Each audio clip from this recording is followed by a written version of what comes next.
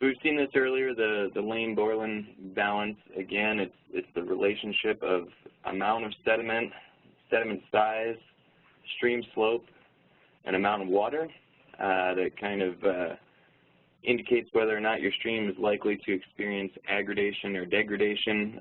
The one thing that's not shown on here is what Sherm just went over, which is vegetation.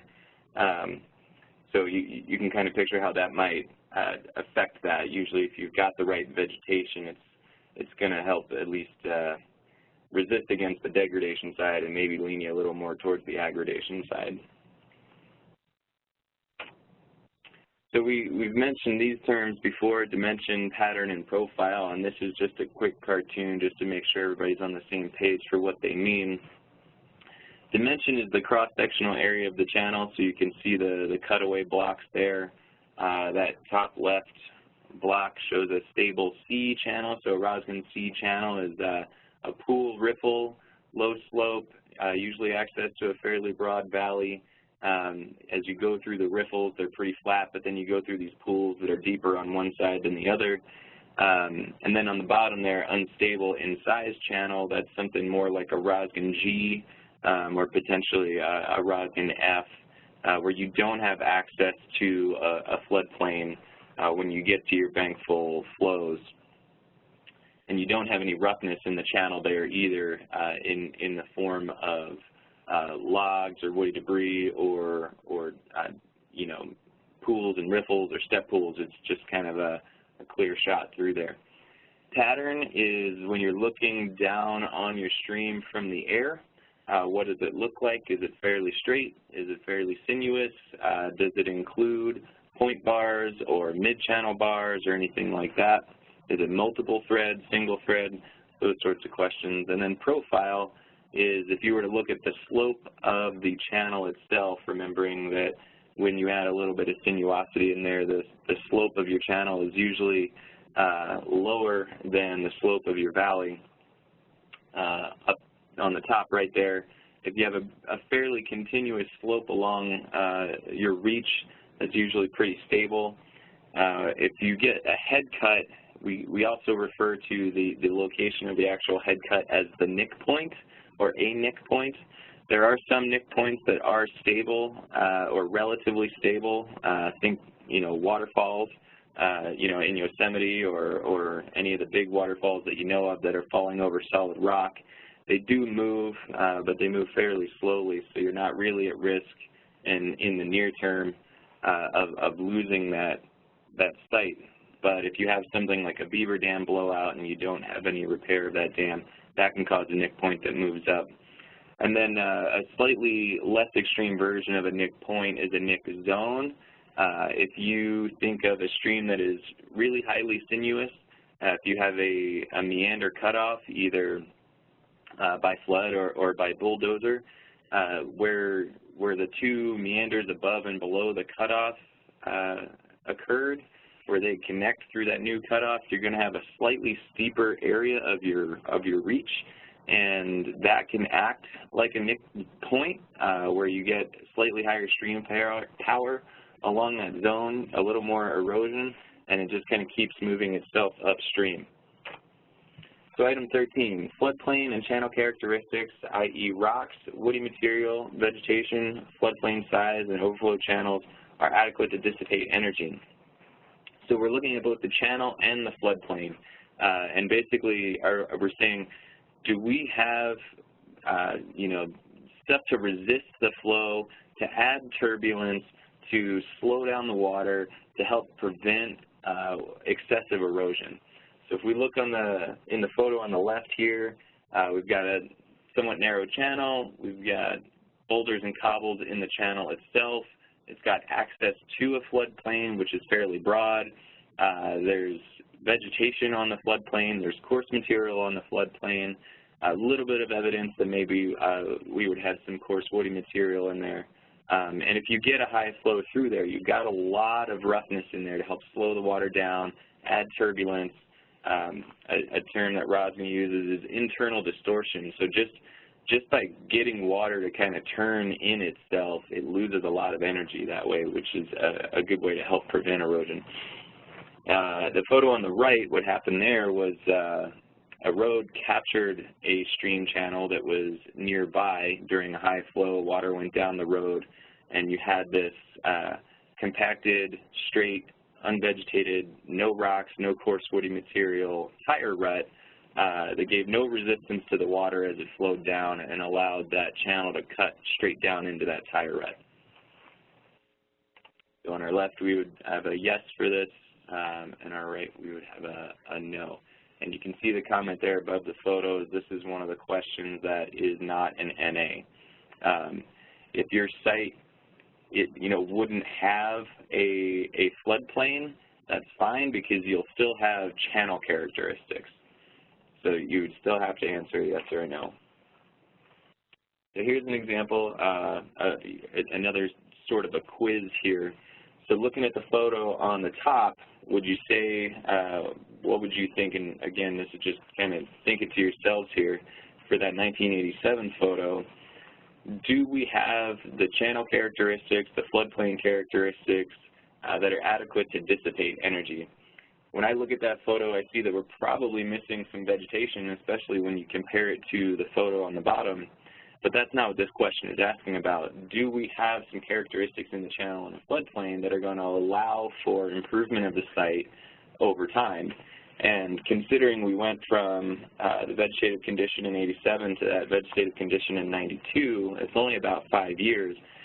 To me, that would indicate that roughness, both in the channel and in the floodplain there, was sufficient to help slow down water, trap fine sediments, hold water back, so that the vegetation could start to recover after a change in management. So I would think that that would be indicative of a yes there. So item 14, point bars are revegetating with stabilizing riparian plants. So Sherm talked about point bars. I've already talked about point bars a little bit.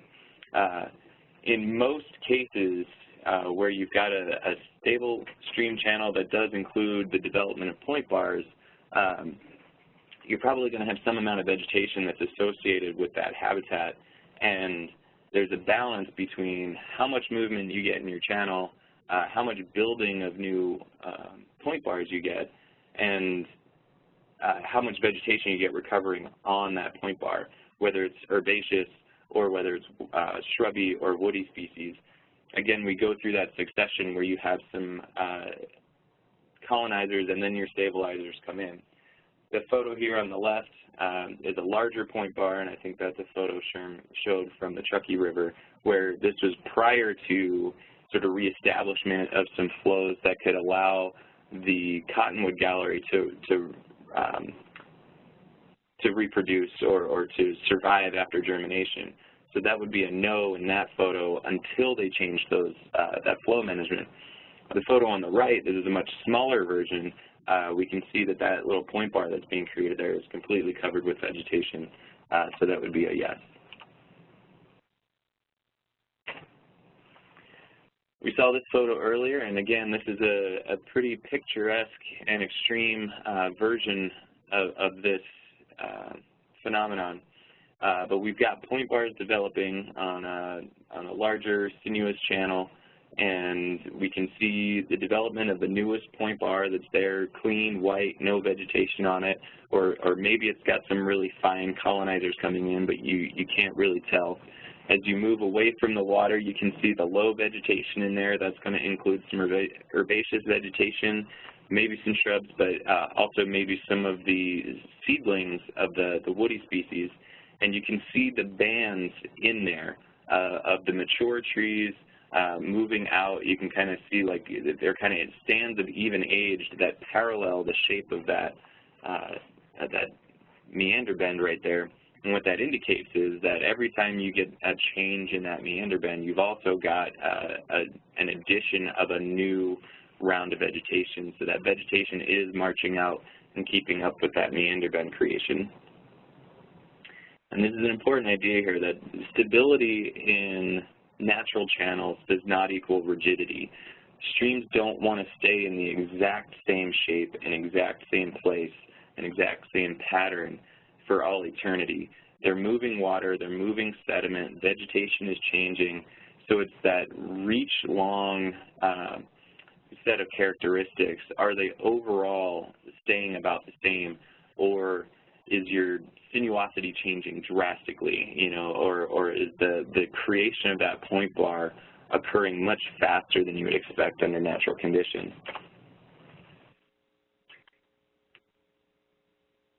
So here's an example in the 1979 photo. On the left there, we've got point bars. You look around, it's a situation where we would probably expect point bars based on the valley slope there, but there's no vegetation on them. They're completely bare, with sort of an even age stand of some shrubby material on the left, or on the right, and there's some upland vegetation on the left. So that would be a no at that time, but after a change in management, it starts allowing for recovery. And you can see on the right, we are getting revegetation of those point bars. Item 15, lateral stream movement. Oh, sorry, stream banks are laterally stable. The old version of the question is lateral stream movement is associated with natural sinuosity. That was a little bit of a weird wording in there. I know when I started, I thought if a stream had been degraded, but now it was adding in some additional sinuosity after being straightened, and that's why the lateral stream movement was there. I used to think that was a good thing, but the idea is that it's out of balance. So stream banks are laterally stable. In natural systems, for systems that should have stabilizing vegetation with them, so the types of perennial systems that we're talking about, they don't really move laterally a whole lot during sort of those normal flows, you know, those bankful type events. You know, we're talking less than a few inches each year. So if you see slumping, or if you see loss of, you know, a half a foot or a foot in a year, then you're probably outside of the natural range of variability there. And that's what we're looking for, is the coarse material or the woody material or the vegetation enough to maintain that rate of movement laterally. So on the left, we see a little bit of undercutting there, but we've still got the root material and a little bit of the coarse material in there that your turf there isn't slumping in, and you don't see a building of that point bar towards the bottom left of that photo really rapidly expanding towards an eroding bank.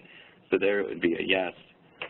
On the right, though, it would be a no. We've got development and movement of lateral bars, mid-channel bars, point bars. It's just things are just kind of moving around all the time, and the vegetation isn't there to hold them in place.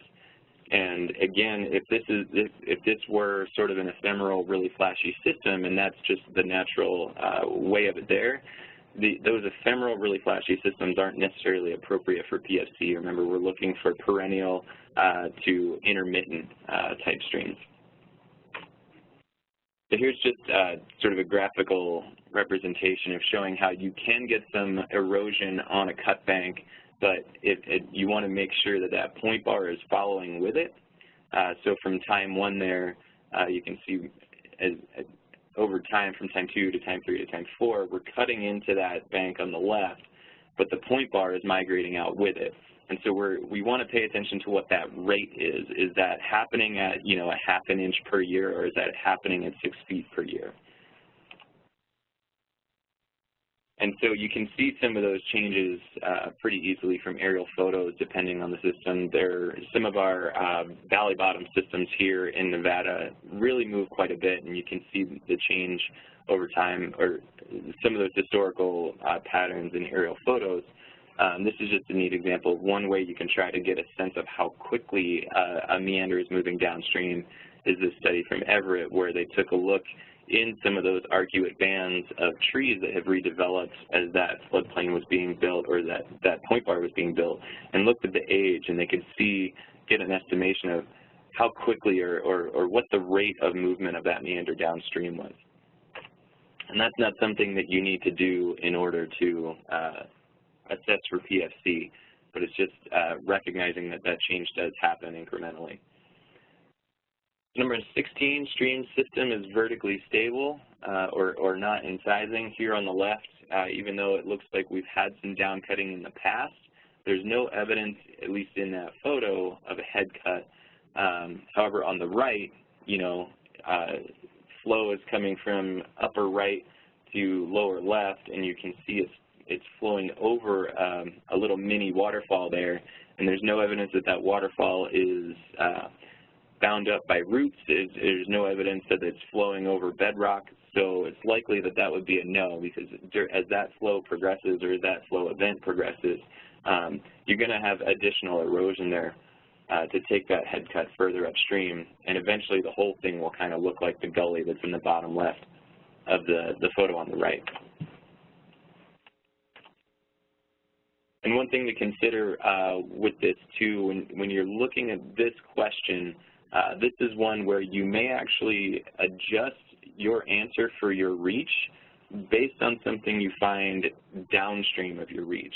If you may not see a head cut in the reach that you're assessing, however, if you go downstream and see a head cut that's significant enough that it may come upstream and affect your site, you may have to adjust your answer back to a no, even though the head cut doesn't exist within the reach that you assessed, because it is a potential future risk to the site that you did assess.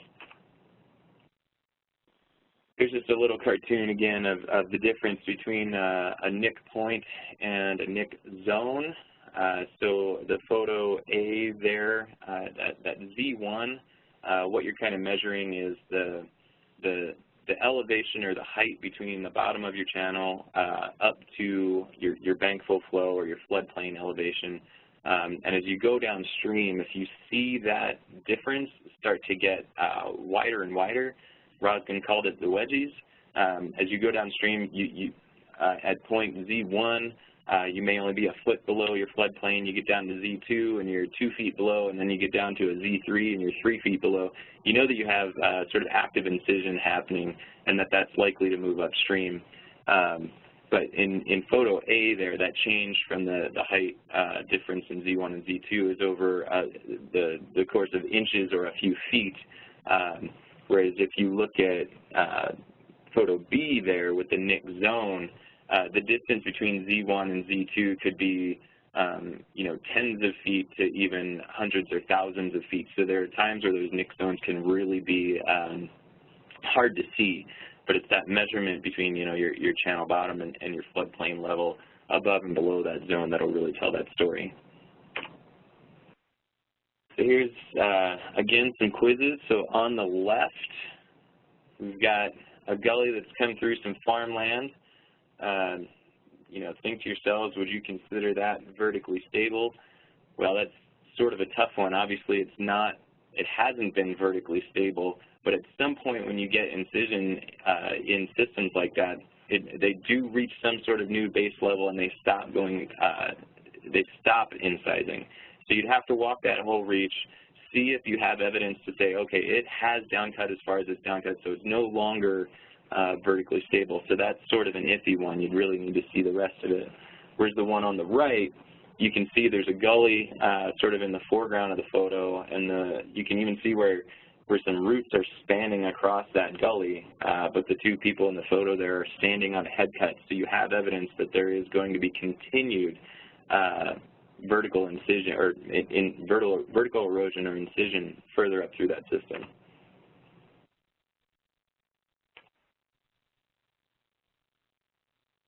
So again, as I mentioned, you can have some points that will look like nick points, and they are still characterized as nick points, but they can be armored enough that it's not a threat to the system. So in the photo on the left, I believe that is flowing through bedrock itself. The photo on the right, that is coarse enough rock material that the majority of flows coming through there are not going to move that material out of the way and allow that steep part or that erosion to move further upstream. You can see that with roots too. You can have roots go fully across a place that at one point may have been a head cut, but the roots have armored it now and arrested that head cut so that it doesn't move upstream any further. Item 17, stream is in balance with the water and sediment being supplied by the drainage basin, i.e. no excessive erosion or deposition. So this is somewhat related to that question of, you know, stream is not, or stream degradation is not caused by upland or upstream effects. right? So now we're looking sort of on a broader scale here. Everything that's funneling down into our reach, both water and sediment, is the channel and the morphology and the vegetation that we see, indicating that it's in balance with everything that's being supplied. Here in the photo on the left, we've got a fairly stable looking channel, vegetation growing right up to the edge of it, so that would probably be a yes. The photo on the right, we've got some perennial water there, but we don't see an associated riparian habitat that seems to be stable and functional along with it. What we do see on the left is a huge raft of sediment that came down and was deposited all at one time. So something happened here to where the system in the photo was not able to move or process or hold that sediment back in a way that maintained a functional riparian habitat. On the left we would be yes, on the right we would be no. Here's another quiz for you.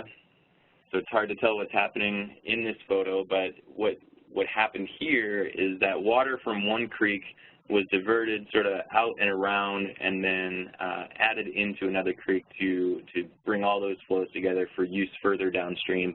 And the increase of water into this channel has caused some destabilization. So some additional sediment inputs and some additional water inputs has sort of exceeded the ability of the channel that was there naturally to handle all of that at one time, and has caused some destabilization both upstream and downstream.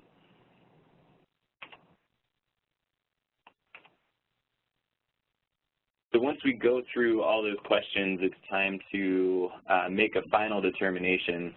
And do you want to go through this, or do you want me to? Well, what I'm wondering, Boris, is it, and to the rest of you, is it better for us to take a break for lunch or to push on through to the end? Well, how much longer do you have? We're more than halfway through. I vote eat a sandwich and push on through. So you would have us push on through, okay? Other votes? I vote for a quick lunch break. Okay, we're 1-to-1. We need some more input. Lunch break. Okay, so I think maybe this is lunch break. Time for a lunch break if we're going to take one. So why don't we, is an hour about right? I think that's reasonable. So why don't we get back together at 1:40? Let's say 1:45. Okay. All right. We'll see you all. Okay, we are recording. Great. Thank you, Boris. And thanks for everyone else who's back on the call and putting up with our discussion there about technical difficulties. So just a reminder, before lunch, we went through the all of the items for the Lotic PFC assessment form. And what we're talking about now is what you do once you've determined your yeses and nos, or for a few of them, you may have a yes and a no, and then you've got all of your notes, you've got all of your pre-work with it. So what do you do next? You determine a status and a trend for the site. As it says bottom line here, is the riparian area stable? Is it going to be resistant to large-scale degradation? Is it going to be resilient to some level of use, whether that's recreational or livestock or wildlife use, whatever it is? So the quote here, PFC is a state of resilience that will allow a riparian area to hold together during moderately high flow events, which is 5, 10, up to 25 year, with a high degree of reliability.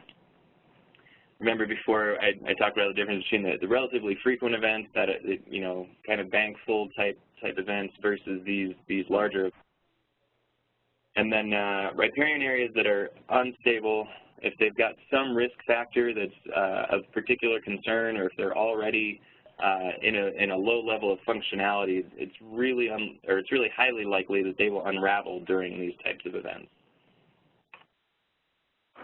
So you take a look at your yeses and nos, you take a look at all of your discussion points, all of your pre-work documentation, all of your in-the-field documentation, all of the supplemental information for each of the 17 items if you need to. You know, bringing the protocol into the field with you is really important because there's only so much we can cover in these classes, and there are questions that come up, and you know, 99.9% of the time they're questions that have come up before, and answers to them or at least some guidance on it has been included in the protocol. So you go through the protocol, look at the intent of the question for ones where you're really scratching your head, look for examples that they've got in there that'll help you kind of figure out which direction you may want to lean. And then you decide on one of 3 functional ratings. You say that the site is either at proper functioning condition or functional but has some amount of risk, so functional at risk, or just fully on non-functional. This is Scott. Can I interrupt to ask one question? Sure, go ahead, Scott. The 2 slides before, what does unravel mean? Does that mean the whole reef will be blown out down to bedrock like in those slides, or does it mean that one meander may move laterally? So if you've got throughout a whole reach just one meander moving laterally, I would think that that would be in the realm of still functional at risk, you know, with not knowing the specific example. But I would think that idea of unravel would be a reach-wide exacerbation of degradation. You could even have an individual meander occasionally cutting through and therefore shortening the stream, but in the big scheme of things, the rest of the resilience of the system allows even that to not take it out of functionality. In fact, that is part of its potential because meanders do occasionally do that naturally. If you have too many of those all at once, that could be a huge issue. But if you have just one and the rest of the system has enough resilience, they can sometimes recover from that just fine.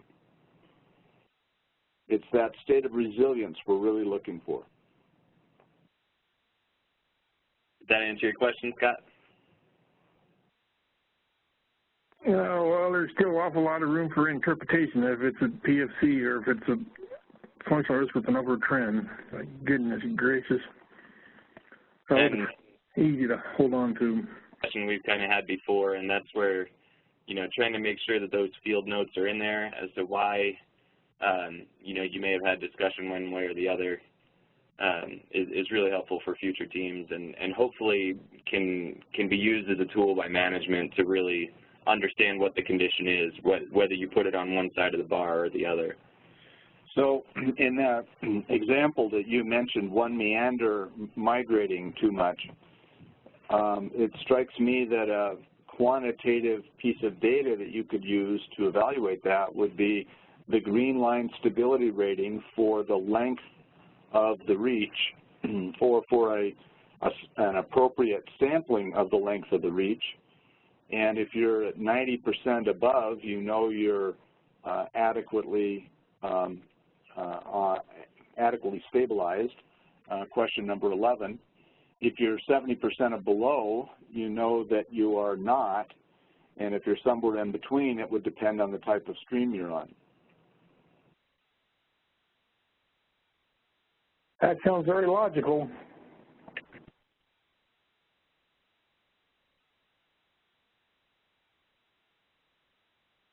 Okay, so we're going to run through this Lotic definition again, just as a reminder. A Lotic riparian area is considered to be proper functioning condition or function properly when adequate vegetation, landform, or woody material is present to dissipate stream energy associated with high water flow, thereby reducing erosion and improving water quality, capture sediment and aid floodplain development, improve floodwater retention and groundwater recharge, develop root masses that stabilize stream banks against erosion, maintain channel characteristics, and a riparian area in PFC will, in turn, provide associated values.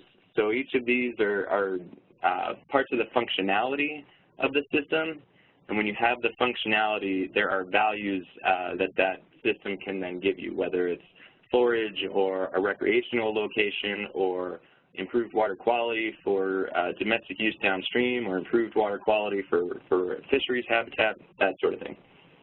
And again, for judging against potential, so if you're looking at a Rosgan A type stream where floodplain development isn't part of what would naturally be stable, then that, that one item that says capture sediment and aid floodplain development, you're not going to mark it as non-functioning just because they're not developing a floodplain, because a floodplain is not part of that system in a natural condition. So picking PFC or functional at risk or non-functional is not a simple thing of counting up yeses and nos, but typically if you've answered yes for everything, you're probably going to rate out at PFC. You might have a few things that were just weak yeses, and then when you kind of compound them, even though you've got all yeses, you may decide to put it at the high end of functional at risk with some rationalization. And again, the big thing is putting down notes and explaining why you went one direction or another on any of the individual items or on your functional ratings. If some answers are no, it's still possible to be PFC, but usually you're going to start looking at that functional at risk sort of region on the thermometer, and we'll get to the thermometer, I believe. But the question is, with the nodes that you have, if you have one of those higher flows, up to a 25 type year event, is your system likely to be able to maintain the overall dimension, pattern, profile, vegetative community, even if it kind of resets it back to an early successional stage sort of a thing? So in this example here, we've got, basically bedrock controlled. Even though we're missing a lot of the vegetation, a high flow coming through there isn't probably going to cause the whole thing to completely come apart and completely change the channel type. So again, if those no answers would result, or if you have reason to believe they would result in degradation during those higher flows, then we go down to either functional at risk or non-functional. So when you've got a system that has some vegetation, has some areas where the channel may kind of be recovering or it hasn't fully degraded, you still have some value there for forage or for wildlife habitat, and you think if we apply appropriate management, there's a chance that it could start to recover, because it's got a lot of the puzzle pieces already in place, but maybe not to the degree that we want, then you're probably in that functional at risk area. But again, the idea is that there's a risk. So if someone on a team wants to say that something is a functional at risk rating, ask them to describe to you what that risk is. If going back to Scott's question earlier about streambank alteration, it doesn't look pretty, and it can cause some water quality issues right around there or for a short period of time. But until streambank alteration gets to a point where it's a risk during high flows, you may not yet put it into this category. So that start item there, it's a functional risk has a high probability of degradation during high flow events. On the other hand, if you have some normal events, you've still, like I said, got the puzzle pieces in place, or at least sort of in a pile near each other if they're not actually put together, to start to recover the site as well. And non-functional is when, the word that people use is nuked or bombed out or completely scoured, or, your vegetation isn't there, your channel form isn't there, you're not building a floodplain, or you're actively eroding pretty significantly laterally and or vertically. It's usually pretty easy to say when things are a no, or when they're a non-functional. There's just a little example here, the photo at the bottom, that just shows we're just missing everything that we would usually expect to see for something that we would think of as a healthy stream. And the note there that there's usually a preponderance of no answers. So if you've got, you know, all yeses and 1 or 2 nos, there's a good chance that you're not going to be at non-functional. But if you start hitting no on a majority of the questions, you really need to consider what level of functionality you've already lost.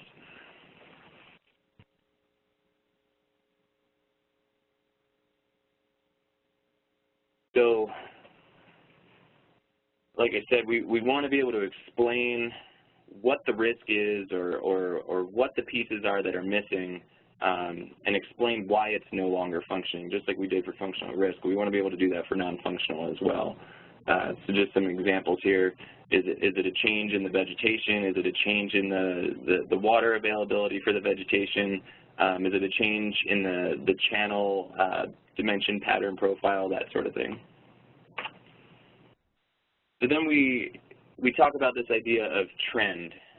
When we rate things as functional or as proper functioning condition, we don't give it a trend because the hope is that we get to the place of proper functioning condition, and above that we have some decision space, but we're at that minimum level of resiliency. So we don't talk about a trend of whether it's going upward or downward if it's in proper functioning condition. We apply that when we're in that functional at risk area, because that's when we have the potential to either get worse or get better without sort of the comfort of knowing that we have all the pieces in place all at one time. So we talk about a trend. Is it functional at risk, and is it getting better or is it getting worse? And with the new protocol, instead of just saying upward or downward or static or not apparent, we've got 2 versions of that now. It's either an apparent trend or a monitored trend. If you've gone out and done multiple indicator monitoring, or if you've got, you know, at the very least some photo points, then there's the potential to do a monitored trend. If you're just doing it based on your personal knowledge, or if you've got someone else out with you that knows the history of the area that says, oh yeah, it used to look a lot worse than this, it's getting better, that's the type of thing where you would call it an apparent trend. Again, this slide just shows that in different words. Actually, if you have personal knowledge of the site and you know that it is getting better, I would call it monitored trend. But if you are looking at indicators on site, such as you've got young willows coming, or things are spreading out into patches, rhizomes are extending into bare areas and that sort of thing, that would be probably the apparent trend. Okay. Something to add on that for the agency folks, if you were to want to consider it a monitored trend based on your observations, you want to make sure that your observations from prior times are recorded somewhere. You know, have field notes that you've, you know, documented and dated and explained what you saw, because if you just kind of base it on your professional judgment and then say that it's monitored because you had been out there before, I don't know if that would be a risk if something were to be litigated against. Well said. And again, some examples here of a monitored trend. So repeat photos, you know, those are great when trying to show a change to the non-scientific folks. Monitoring data, numbers are always great. If you put a graph up, same thing. People who don't do this on a regular basis like to be able to see the evidence and not just hear percentages and numbers or widths. Inventories, other measurements, and then, like Sherm said, so documentation or personal knowledge, but documented personal knowledge when possible. You know, it's interesting, the history that we've come through, we've seen a lot of streams that were bond nuked, those technical terms, non-functional, get back to functional at risk or PFC, but in the trend here, that would be functional at risk category, and we can pretty easily document those either with our personal memory or with photographs. As time moves forward and we get closer and closer to needing to meet specific stated objectives, we're going to more and more often need to have monitored trend. Going back a slide here too, something that I want to make sure people take into account. So this set of photos here is all one location, and I won't tell the story right now. I think Sherman's going to go into that later. But you can see this is fairly regular photos of that site showing change over a period of 20 years. And what I want to stress here is that if we went out and did PFC and took a photo in 1992 and then came back out and did PFC and took a photo in 2012 and we didn't know that story in between, you don't always want to just assume that you're still on an upward trend, because there is, you know, potential where you have improved a site and it didn't get monitored, and then management was changed again, and now it's on a downhill slide. It may still look better than it did previously, but it may be back on a downhill slide, or the other way, you know, it may look worse than it did previously, but it may be improving again. So if you only have one other point to compare to, be careful using that to set your trend. So this is just what you would mark on the sheet, whether if you're using a monitored trend, you check up, down, or static. If you're doing a apparent trend, you do up, down, or not apparent. And then, just like with everything in the new protocol, is documentation, documentation, documentation. We want you writing down the reason that you've made the calls that you made. So if you called it PFC, describe the things that you saw that were like the real drivers. If you put it at functional at risk, write down what the reason for or what the perceived risk was. Same thing if you're in functional risk and you give it a trend of up, down, or not apparent, or static, write down why that is. If you've got monitoring data, you don't have to include all of the numbers here. If you want to include them, you can just say see attached, or you could say, you know, monitoring from this date shows this, monitoring from this date shows this. Monitoring indicates an upward or downward trend.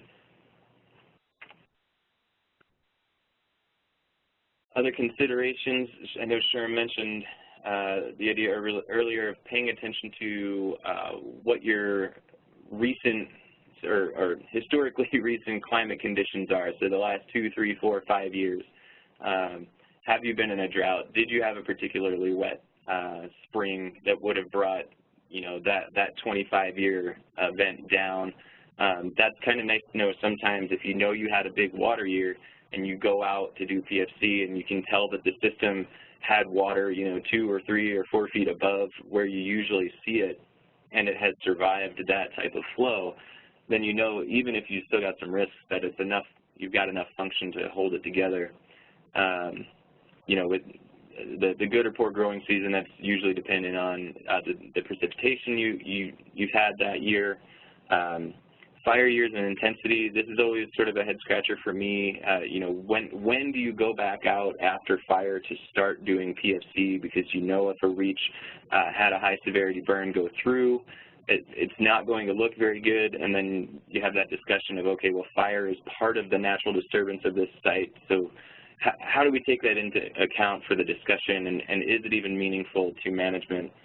So when after fire is it useful to go out? And that'll vary by site, and it'll vary by management question. Knowing the management history, so like I was just saying, if you know that management was changed 10 years ago and it's been the same management ever since, you know, in determining a trend, that can inform you. But if you know it was changed 10 years ago and then again 2 years ago, that might give you an idea of where your trend may be going.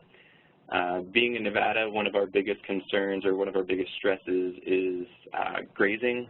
So knowing what the prescribed grazing is, you know, what the actual like on and off dates are, number of cattle, what the potential triggers are to have cattle off, knowing about trespassing issues, whether it's the permittee for that pasture or neighboring permittees, condition of exclosure fences or range improvements. That includes watering sites. If you know a particular trough in an area has stopped receiving water because a spring head box is plugged up, that may change the way cattle move or use that part of a pasture, that part of an allotment. Also knowing what the wild horse and burrow issues through the area are, potential recreation issues are through the area, knowing all of that and what's adding to or compounding potential stresses on the site is important. And then differentiating effects from the current management versus this idea of legacy effects, or as Bryce Bond from BLM Idaho says, ghosts of events past.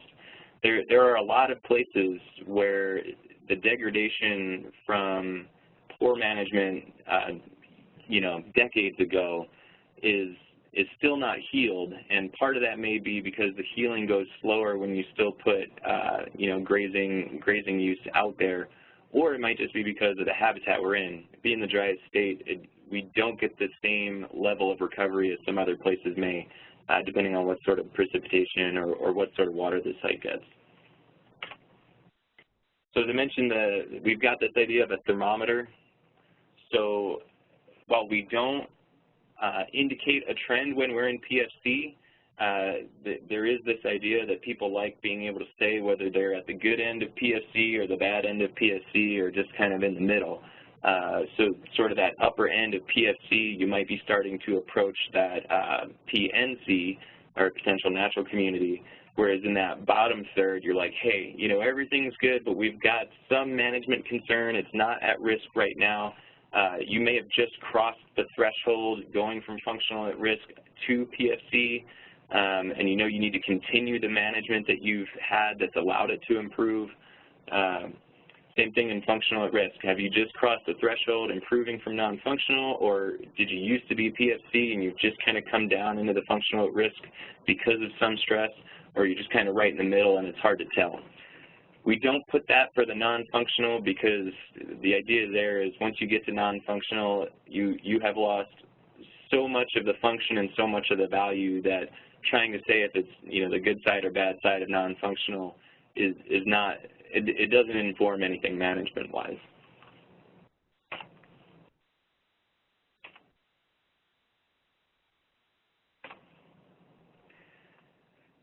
Some other things we want to consider here are the limitations to the potential or to achievement of desired future conditions. So what's inhibiting your ability to regain some of the function or some of the stability or some of the resiliency in the site? So we've talked about impoundments and diversions.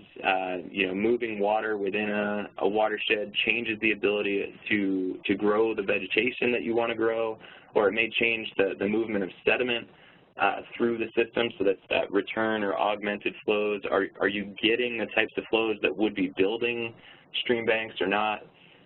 Channelization and riprap, are you in an area where the risk of the channel moving is too high because of some sort of infrastructural improvement, whether it's a road or houses? So have they really put a hard end to one side of the flexibility of the site? Road encroachment, mining. Mining can have sort of two effects, either sort of the physical effects of moving sediment around or changing the shape of part of a basin, or acid mine drainage. If you've got water quality that's too poor to allow certain vegetation to grow, then you can lose some of that portion of the functionality of your site. And again, so you want to make sure to document any and all of that, even if it's just sort of a head scratcher and you're not sure what the impact is. Write it down so that one, maybe it gives you the incentive to go back out and try to answer that question for yourself, or two, in the future, people know at least, hey, they recognize this, maybe we need to go look at it now. So to really bring it all home, once you've gone out to the field and you've answered the questions, you've made your assessment of functionality and potentially of trend, you want to make sure that you package it all up. You don't want to just kind of answer the questions and leave it as a messy thing that only you kind of understand what the answers were. So you bring it back to the office, you include your assessment with the REACH information form, so some of that homework that you did before you went out. Hopefully, while you were out there, Sherm mentioned he's put together a riparian plant list for much of Nevada, and you've hopefully checked that off so you know which plants you saw, about how common they were, where you were seeing them. Any of the photographs that you used to support the PFC assessment, if you pulled aerial photos, if you took a drone with you, or even if it's just photos off your camera, try to get them in with the file. And then if you've got one, making sure that the results actually get entered into a database, whether it's you know, some folks may manage a local database for themselves. The BLM is putting together, or has put together, a national database, which is a great way to make sure that those data are managed and kept for all time and easy for people to find. And you know, you go into offices where it's managed by hard copy, and you may find some in the range files, you may find some in the watershed files, you may find some in the back of a cabinet that, you know, now belongs to an engineer and they have no idea what it was. So getting them into a database like that is really important. And then doing a summarization of the assessment. You know, you've got sort of this long version of everything you've done with the homework, the field work, getting it into a database, but trying to kind of boil it down so that, one, it's easier to remind yourself without having to read through the entire thing, and two, it's a product that you can give to program leads or permittees or your decision makers to give them a quicker sense of what you found and why you made the decision you did. References are always good. Again, this idea of defensibility when it comes to litigation. Anything you can do to make your decision sound more rational, more robust, and based on the best available information, the better it's going to be for you in the future.